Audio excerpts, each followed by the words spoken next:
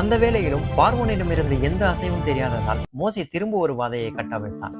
எகிப்தியரின் பார்வைக்கு வானத்திலிருந்து விழுவது ஏதோ தூசி போன்றுதான் தெரிந்தது. ஆனால் கீழே தரையை அடைந்த பிறகுதான் அது கல்மழை என்று தெரிந்தது. இந்த கல்மழையில் பலர் தப்பித்தாலும் சிலர் அதில் மாட்டிக்கொண்டு இறக்கும் தருவாய்க்கு சென்றார்கள். இதில் அவர்கள் வளர்க்கும் ஜீவராசிகளும் அடங்கும். மோசே அடுத்த நாளே இன்னொரு வாதையை அனுப்பினார். அது அவர்களின் பொருளாதாரத்தை சர்வநாசமாக்கியது. அவைதான் வெட்டுக்கிளிகள். இவை சிறு பூச்சியாக இருந்தாலும் இவைகளின் படை மாபெரும் புரட்சியை ஏற்படுத்தும் என்பதில் கடுகளவும் சந்தேகமில்லை என்று ஜாம்பவான்கள் அனைவரும் அறிவார்கள். எகிப்து தேசத்தில் இருக்கும் அனைத்து வளங்களையும் தின்று தீர்த்தது. மரத்தின் கனிகள் உட்பட அனைத்தும் வீணானது. இதனால் பயந்த பார்வோன் மோசையை அழைத்தான். உன் ஜனங்களை நான் விடுதலை செய்கிறேன், இந்த வெட்டுக்கிளிகளை இங்கிருந்து அப்புறப்படுத்து என்று சாதாரணமாக கூறினான். மோசே பார்வோன் சொன்னதை கேட்டு வெட்டுக்கிளிகளை அப்புறப்படுத்தும் வேலையில் இறங்கினான். மோசே தன் கோலை வானத்திற்கு நேராக நீட்டி வெட்டுக்கிளிகளை செங்கடலை நோக்கி விழுமாறு கட்டளையிட்டான். மோசையின் கட்டளைக்கு இணங்க அனைத்து வெட்டுக்கிளிகளும் செங்கடலை நோக்கி சென்று அதில் விழுந்த அவைகளின் உயிரை மாய்த்து கொண்டன. பிறகு மோசே இஸ்ரவேலர் விடுதலைக்காக காத்திருந்தான். ஆனால் அவனுக்கு மௌனம் மட்டுமே மிஞ்சியது. ஏனென்றால் பார்வோன் அவன் சொன்ன சொல்லை காப்பாற்றவில்லை. இதனால் கோபம் கொண்ட மோசே எகிப்து மீது காரிருளை அனுப்பினான். காரிருள் என்பது அருகில் எவர் நின்றாலும் அவர்களின் உருவம் கண்ணுக்கு தெரியாது. இப்படிப்பட்ட வாதையை எகிப்து மீது மோசே வர பண்ணினான். அதே சமயம் இஸ்ரவேலர் இருக்கும் இடத்தில் வெளிச்சம் இருந்தது. அவர்களின் இயல்பு வாழ்க்கை எந்த விதத்திலும் பாதிக்கப்படவில்லை. பிறகு மோசே கர்த்தரிடம் தனிமையில் பேசிக் கொண்டிருந்தான். அப்பொழுது கர்த்தர் கூறினார், இது வருடத்தின் முதல் மாதமாக இருப்பதால் பஸ்கா பலி கொடுக்க வேண்டும் என்றார். மோசே அதை பற்றி எதுவும் தெரியாததால் கர்த்தரிடமே அதை எப்படி செய்ய வேண்டும் என்று கேட்டான். அதற்கு கர்த்தர் சிறிய விலக்குறையை கொடுத்துவிட்டு, இந்த பலி முடிந்த பிறகு நீங்கள் எகிப்தை விட்டு புறப்படுவீர்கள் என்று கர்த்தர் கூறினார். அன்றிரவு ஆட்டுக்குட்டியின் ரத்தம் இஸ்ரவேலர் வீட்டு கதவுகளில் பூசப்பட்டது. நள்ளிரவு நேரத்தில் ஒரு வெண்ணிற புகை தேசமெங்கும் பரவியது. பார்ப்பதற்கு அழகாயிருந்தது.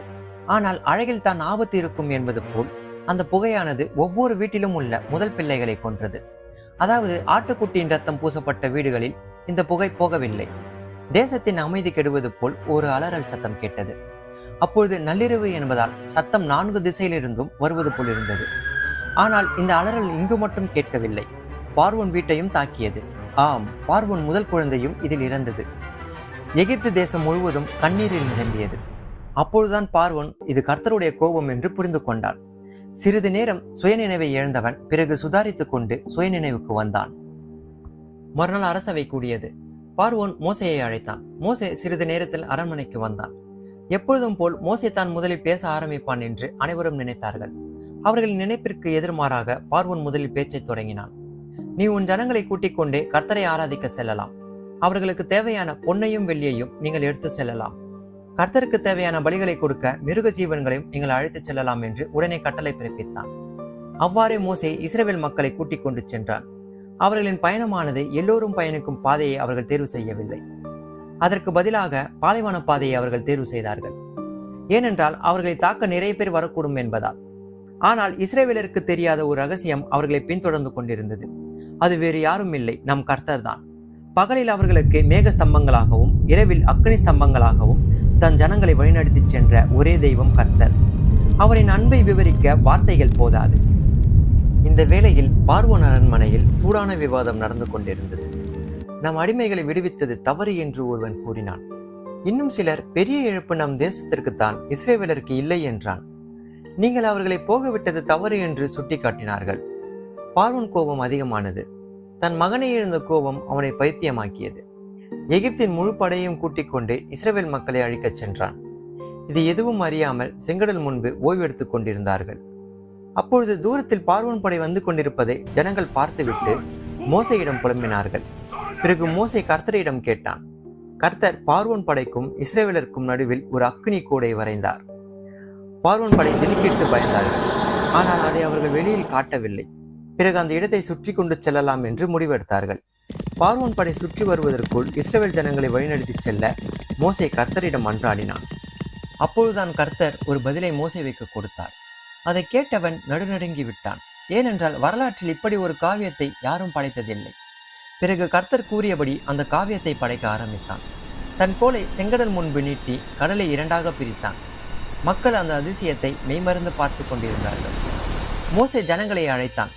அவர்கள் சுயநினைவில் இல்லை என்பதால் அவனுக்கு செவி கொடுக்கவில்லை. பிறகு சத்தமாக அழைத்தான்.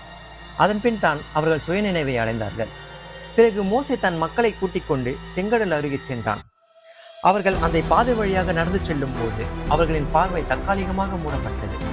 ஆனால் அவர்களை வழிநடத்திச் செல்ல கர்த்தர் அவர்களுடனே இருந்தார். அதே சமயம் பார்வோன் படை அவர்களை பின்தொடர்ந்து ரதத்தில் வந்து கொண்டிருந்தது. ஆனால் இஸ்ரவேல் மக்களை எல்லளவும் தொட முடியவில்லை. ஏனென்றால் கர்த்தர் மேகஸ்தம்பமாக இருவருக்கும் இடையே இருந்தார். சிறிது நேரத்தில் மொத்த ஜனமும் மறுகரையை அடைந்தார்கள். உடனே கர்த்தர் கோலை நீட்டி செங்கடலை மூட சொன்னார். மோசேவும் அதையே செய்தான். செங்கடல் இருபுறமும் மூடியது. அதிலிருந்து தப்பிக்க ஒருவராலும் முடியவில்லை. அப்போது இஸ்ரவேலருக்கு கர்த்தர் ஒரு வாக்கு சொன்னது அவர்கள் நினைவுக்கு வந்தது. அதாவது, இன்று காணும் எகிப்தியனை இனி உன் வாழ்நாளில் காண மாட்டாய் என்பதுதான். கர்த்தரின் மாபெரும் அதிசயத்தை நேரில் கண்டவர்கள் வாயடைத்து நின்றார்கள். பிறகு அவர்களின் பயணம் கானான் தேசத்தை நோக்கி சென்று கொண்டிருந்தது. இந்த கதையின் இறுதி பகுதி மிக விரைவில் போடப்படும். நன்றி. Hi everyone, please like this video and share it with your friends. Don't forget to subscribe. Thanks.